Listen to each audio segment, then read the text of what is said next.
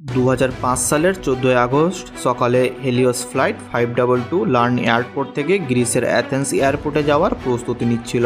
সকাল 9:07 flight take off করে। প্লেনটিতে 115 জন passenger এবং 6 জন ফ্লাইট ক্রু মেম্বার সহ মোট 121 জন। ফ্লাইটের পাইলট ছিল German pilot Hans Jurgen Martin, যার কিনা 16,900 ঘন্টা প্লেন উড়ানোর অভিজ্ঞতা ছিল। প্লেন উন্নয়নের 15 মিনিট পর ঠিক 9:12 প্লেন 12,040 ফিট উচ্চতায় পৌঁছে যায়। আর এই উচ্চতায় প্লেন পৌঁছানোর পরে আচমকা একটি অ্যালার্ম বেজে ওঠে। পাইলটরা বুঝতে পারে যে এটা টেক কনফিগারেশন অ্যালার্ম। এটা দেখে তারা আর কিছু ভেবে উঠতে পারছিল না, কারণ টেক কনফিগারেশন অ্যালার্ম প্লেনটিকে টেক অফ করার আগ মুহূর্তে বেজে ওঠে। কিন্তু হঠাৎ করে 12,000 মিটার উচ্চতায় অ্যালার্ম বেজে ওঠার কারণ পাইলটরা ঠিক বুঝে উঠতে পারছিল না। কারণ জানার জন্য এটিসির সাথে কন্ট্রাক্ট করে পাইলট সবকিছু খুলে বলছিল। ঠিক সেই সময় আরও একটি ভয়ানক অ্যালার্ম বেজে ওঠে।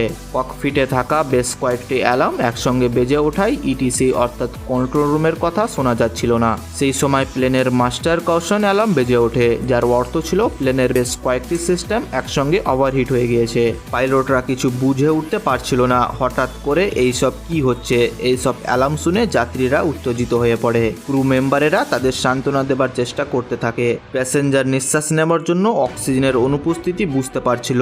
আর ঠিক তখনই অটো মুডে অক্সিজেনের মাস্কগুলো নেমে আসে। সেই সময়ে প্লেন ছিল 18,000 ফিট উচ্চতায়। পাইলট কন্ট্রোল রুমের সাথে যোগাযোগ করার বারবার চেষ্টা করতে থাকে, কিন্তু পাইলটের কথা কন্ট্রোল রুমে পৌঁছাচ্ছিল না। কিছুক্ষণের মধ্যে প্লেনের কন্ট্যাক্ট সম্পূর্ণভাবে বিচ্ছিন্ন হয়ে যায়। এরপরে কন্ট্রোল রুম প্লেনের সাথে অনেকবার যোগাযোগের চেষ্টা করেছে, কিন্তু তারা বারবারই ব্যর্থ হয়েছে। প্লেন আরও অধিক উচ্চতায় উঠতে থাকে। এই রুটে অ্যাথেন্স এয়ারপোর্ট পৌঁছাতে সময় লাগে 1 ঘন্টা 45 মিনিট, অর্থাৎ 10:45 প্লেন অ্যাথেন্স এয়ারপোর্টে পৌঁছানোর শিডিউল ছিল।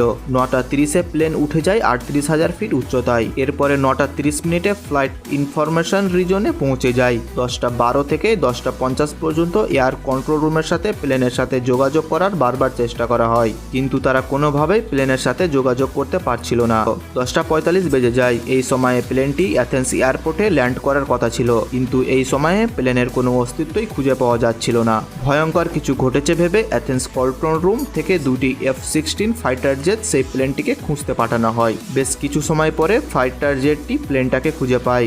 একটি ফাইটার জেট প্লেনের খুব কাছে চলে আসে। ফাইটার জেটের পাইলট দেখতে পায় কো পাইলটের সিটে কেউ একজন বসে আছে, আর মেন পাইলট নিজের মাথাকে ঝুঁকিয়ে অজ্ঞান হয়ে আছে। ফাইটার জেটগুলি পিছনের দিকে আসে। তারা জানালা দিয়ে দেখতে পায় 2টি ফাইটার জেট প্লেনটিকে ফলো করার সত্ত্বেও কোনো প্যাসেঞ্জার তাদের দিকে ভ্রুক্ষেপও করছে না। কোনো প্যাসেঞ্জারের মধ্যে কোনো রিয়াকশন নাই। ঠিক 11:49 ফাইটার জেটের পাইলট দেখতে পায় অজ্ঞাত এক ব্যক্তি প্লেনের কেবিন থেকে ককপিটের দিকে যাচ্ছে। কিছু সময়ের জন্য সে পাইলটের সিটে বসে পড়ে। ফাইটার জেটের পাইলট সিগন্যাল দিতে থাকে। সে ব্যক্তিও ফাইটার জেটের পাইলটদের কিছু একটা বলার চেষ্টা করে, কিন্তু সে কোনোভাবেই বলতে পারছিল না। তার 1 মিনিট পরে প্লেনটির লেফট ইঞ্জিন কাজ করা বন্ধ করে দেয়, আর প্লেনটি বাম দিকে হেলে নিচের দিকে পড়তে থাকে। ঠিক 12টার সময় প্লেনটির রাইট ইঞ্জিন কাজ করা বন্ধ করে দেয়। সেই ব্যক্তি প্লেনের কন্ট্রোল সম্পূর্ণভাবে হারিয়ে ফেলে। 12:08 প্লেনটি অ্যাথেন্সের 4 কিলোমিটার দূরে একটি পাহাড়ি অঞ্চলে এসে ক্র্যাশ করে। প্লেনটি ক্র্যাশ হবার ফলে প্লেনের মধ্যে থাকা সবাই মারা যায়।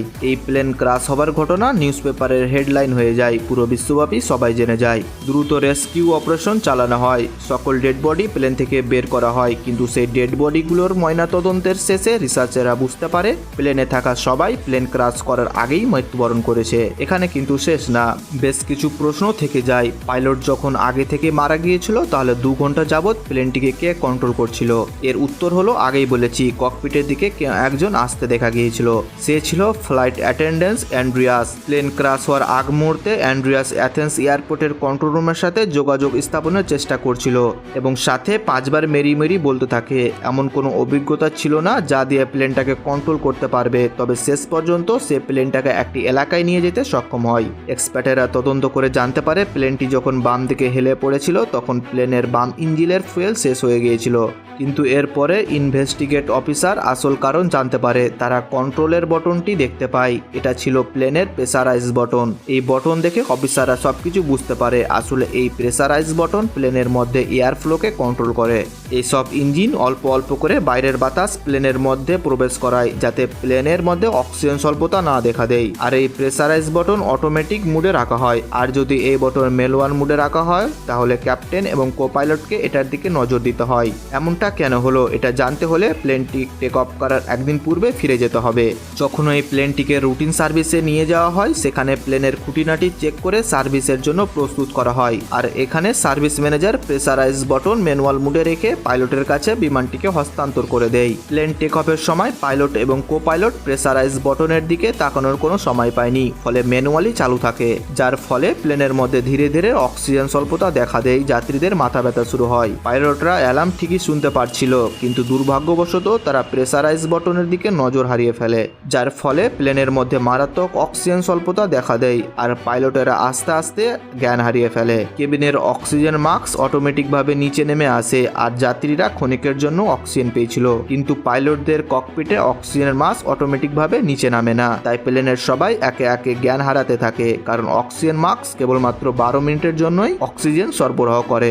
এরপর সবাই জ্ঞান হারিয়ে ফেলে শুধুমাত্র একজন ছাড়া, তিনি হলেন ফ্লাইট অ্যাটেন্ডেন্ট অ্যান্ড্রিয়াস। আপনারা হয়তো ভাবছেন অ্যান্ড্রিয়াসের কেন কোনো অসুবিধা দেখা দিল না। আসলে অ্যান্ড্রিয়াস ছিল একজন স্কুবা ড্রাইভার। এরা তাদের নিঃশ্বাস লম্বা সময় পর্যন্ত ধরে রাখতে পারে, তাই অ্যান্ড্রিয়াস এই পরিস্থিতিতে বেশ কিছুক্ষণ তার শ্বাস প্রশ্বাস চালিয়ে যেতে থাকে। ইতিমধ্যেই সবাই লাশ হয়ে গিয়েছিল আর অ্যান্ড্রিয়াস তার সর্বোচ্চটা দিয়ে প্লেনটিকে ল্যান্ড করানোর চেষ্টা করতে থাকে, কিন্তু শেষ পর্যন্ত ব্যর্থ হয় এবং প্লেনটি ক্রাশ করে প্লেনে থাকা সবার মৃত্যু হয়। এই ঘটনার 15 মাস পরে অ্যাথেন্স এয়ারপোর্ট কর্তৃপক্ষ একটি রিপোর্টে প্রকাশ করে বটনটি অটো মুডে থাকার কথা ছিল, কিন্তু সার্ভিসম্যানেরা সেটাকে ম্যানুয়াল মুডে দিয়ে দেয় আর পাইলট সেটা লক্ষ্য করেনি। সার্ভিসম্যানেরা যদি এটাকে অটোমেটিক সেট আপ করে দিত তাহলে হয়তোবা এমন মর্মান্তিক দুর্ঘটনা ঘটতো না।